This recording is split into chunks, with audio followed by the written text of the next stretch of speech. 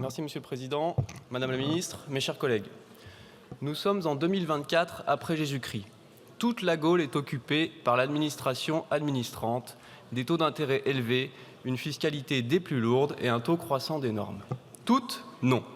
Car un petit village peuplé d'irréductibles propriétaires résiste encore et toujours à l'envahisseur normatif et fiscal. Il possède des meublés de courte et moyenne durée qui ont la particularité de présenter un rendement attractif. Il y aurait quelque chose qui fonctionne en France sans surréglementation ni subventions arbitraires. Un modèle fondé sur la rentabilité locative plutôt que sur la spéculation, un système qui permettrait de réinvestir pour rénover, consolider, améliorer. Il faut donc immédiatement mettre un terme à cette folie. Et le Parlement va s'en charger. Où allons-nous si nous respectons le principe de prévisibilité des normes au bénéfice de familles qui ont investi les économies d'une vie dans un actif à la rentabilité lointaine? Où allons-nous encore si nous considérons les nombreuses analyses qui établissent la fréquence des fraudes en matière de DPE, son effet dissuasif sur les mises sur le marché locatif et le poids délétère de notre fiscalité? Déclaration, autorisation préalable, zonage communal, diagnostic de performance énergétique, limitation du nombre de jours de location, fiscalité à la hausse. Nous assistons au retour tant attendu de l'économie soviétique administrée. Peu importe, me direz-vous, les gouvernements successifs ont détricoté tout lien entre le monde réel et les finances communales. Comment alors favoriser les décisions créatrices de richesse puisque les communes n'y sont pas directement associées? Vous avez laminé toute incitation efficace au financement des logements. Tant pis, les pots cassés le seront pour un prochain président. Étendre davantage un DPE contraignant et pressé emporterait des conséquences déplorables sur un marché immobilier qui part de trop loin pour s'y conformer dans les temps impartis.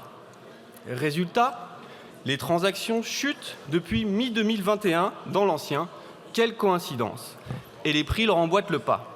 Les constructions, quant à elles, sont à l'arrêt. Vous le savez tous et alimentez pourtant la machine infernale qui est à l'œuvre. Les mêmes qui ont laminé notre parc nucléaire et notre indépendance énergétique nous expliquent aujourd'hui que les Français doivent payer pour réduire les émissions de gaz à effet de serre liées à leur logement et offrir par là même une bonne conscience écologique et antilibérale à notre classe dirigeante épiméthéenne.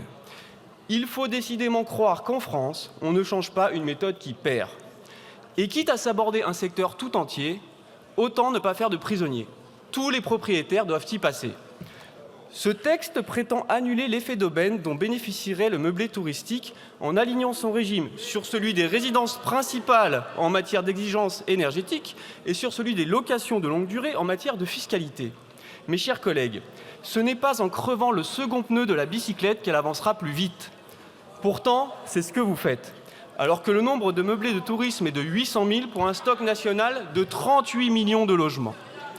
Je vous invite, au contraire, à étendre le régime dont bénéficient les meublés de courte et moyenne durée en réduisant le poids normatif et fiscal disproportionné qui s'applique sur l'ensemble du secteur. Cela limiterait la paralysie du marché dans laquelle nous nous enfonçons inexorablement, avec un taux de vacances croissant, un délabrement inédit du parc de logements et l'absence de rencontre entre l'offre et la demande.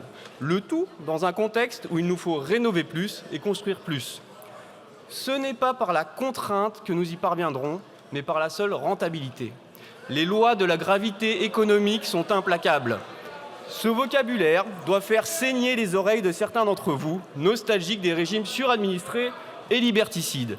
Mais c'est la lecture de votre loi et de leur solde bancaire en fin de mois qui fera saigner les yeux et les poches de milliers de propriétaires endettés. Chers collègues, rassurez-vous, nul besoin d'être tombé dans la marmite libérale étant petit pour apprécier les vertus du jeu raisonnable des acteurs économiques. Allons-y donc à la serpe et votons contre ce texte. Pour une fois, inspirons-nous du mouvement d'émancipation des corps et des âmes. En matière d'appartement, mon bien, mon choix. Je vous remercie.